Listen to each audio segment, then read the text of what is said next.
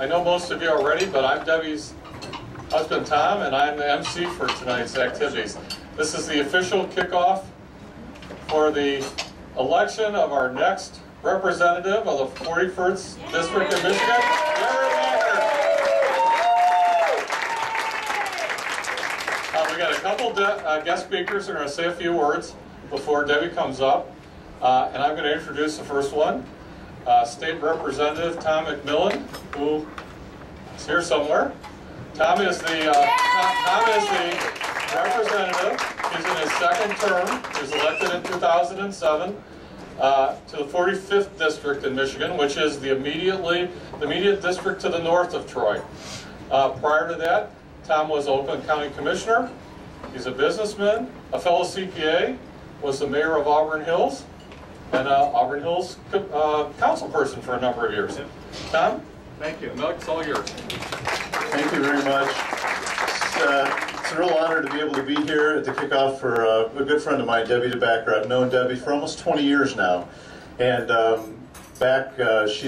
we've gone together with other conservative leaders, and when we've had to stand up to the establishment, there's been some battles that we've fought for principle. And Debbie's been right there as a very principled leader, willing to go out there, recruit people, educate them, organize them. And I came up through the grassroots. Debbie has too, and it's important there in Lansing. You can oftentimes lose that and think that it's all about you and it's all, we're the ones that are important in Lansing. We're really, if you come, I think, from the grassroots, you come from a different perspective, one that really understands. And Debbie, being a mother of 3 boys, I think she brings quite a lot of knowledge in that area as well. Being a CPA like myself, I was the only one last session.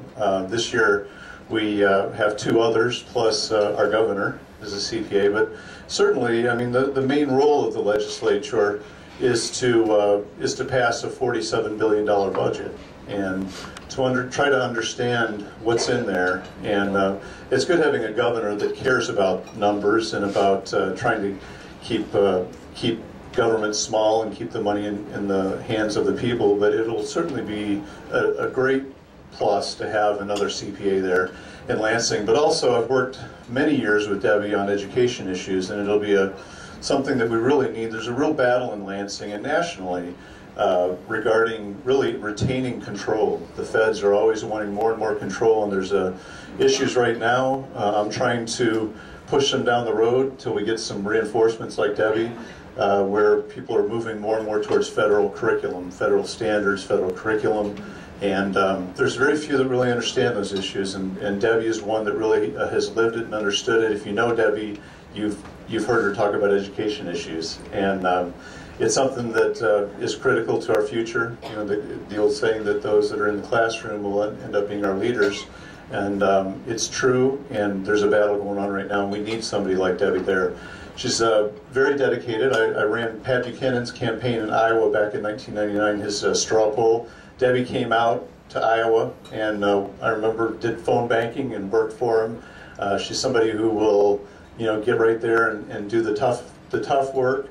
And now it's time for her to go to Lansing and be a part of what I hope to be a continued, majority in the House.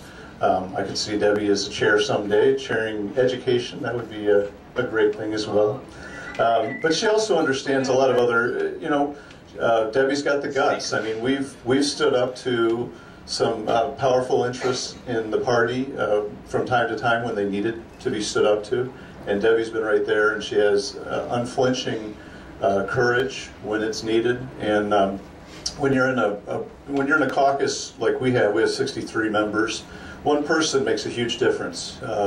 Right now, there's about 4 or 5 of us that kind of lead the conservative wing of the caucus, and a lot. We really, when we get up to make arguments, every person counts, and it's extremely valuable to have one more person there who knows what she's talking about, who's got a good head on her shoulders, good CPA, doesn't hurt, and we're battling issues all the time that sometimes appear conservative. We're turning them around. I know she's good on corporate welfare. It's a big deal right now, and then we've got a governor who's getting rid of a lot of that. But we need people there who realize that it's not fair to pick winners and losers. We need to try and make sure that everybody gets a reduced rate, and not just the ones that that have lobbyists and get favors from Lansing and expect them.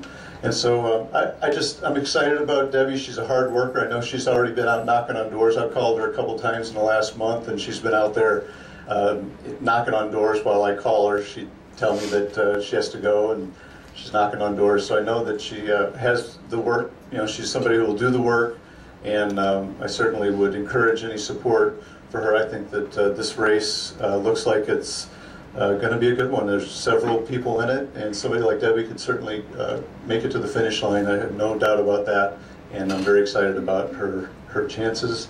Debbie, I'm excited. I thank you all for coming.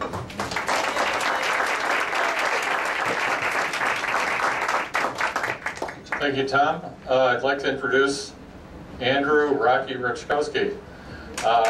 Rocky was the 9th District's congressional candidate in 2010. He's a business owner. He's a lawyer. Won't hold that against you? No, okay, well, play that down. But this is Lieutenant Colonel Rocky. 2 tours of duty overseas, fighting the war on terror, Bronze Star winner. More dangerous than that, though. No. He served 3 terms in the State House of Representatives, fighting the war on the domestic terrorists, and was the floor majority leader. Thank you, Rocky. Thanks, Tom. Can everybody hear me if I don't use the microphone? Yeah. All right, outstanding. I'm here to tell you all a confession. I'm a backer of DeBacker. And are you a backer of DeBacker? Yeah. Let me tell you quickly why I'm a backer of DeBacker. Not only is she strong on conservative and social conservative issues, but she's somebody that does her homework. That's right.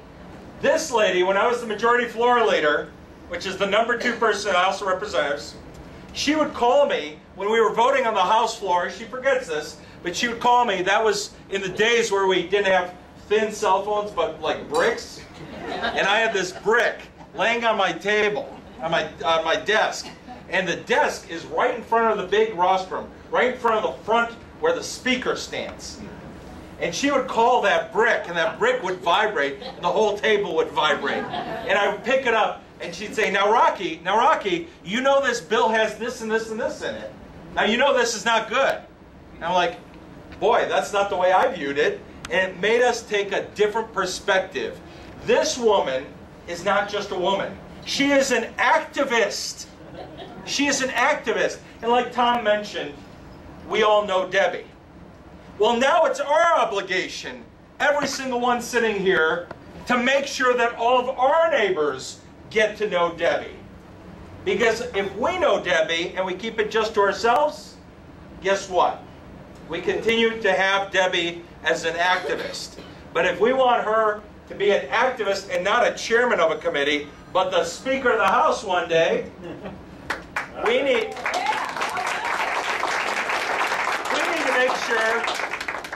to make sure that all of our friends, relatives, and neighbors get to know Debbie.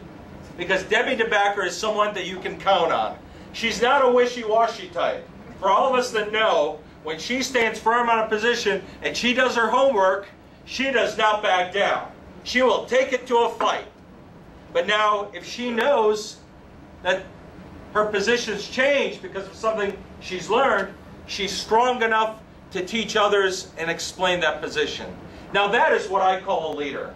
And as we've all may have learned through the Bible or through life, it's the best to have a selfless servant. A person that is more concerned with where our country is going than the next political position. And that's who I view Debbie DeBacker to be. And that's why I'm a backer of DeBacker. Are you a backer of DeBacker? Yeah. So before you leave today, what a beautiful brochure. Well, first when I walked in, I saw the pink and blue, black balloons. I was wondering if someone was turning 50, but that's beside the point. If you can fill out this card and make sure either Brian Koss or somebody on your way out gets this card, We need everybody involved. We need everybody in a database. We need to make sure who will take a yard sign, who will talk to their neighbors, who will knock on doors, because folks, we know it works. We've just got to take it to the next level for somebody that deserves it. Thank you very much for allowing me to be here and share some words with you. Thank you. Excellent job.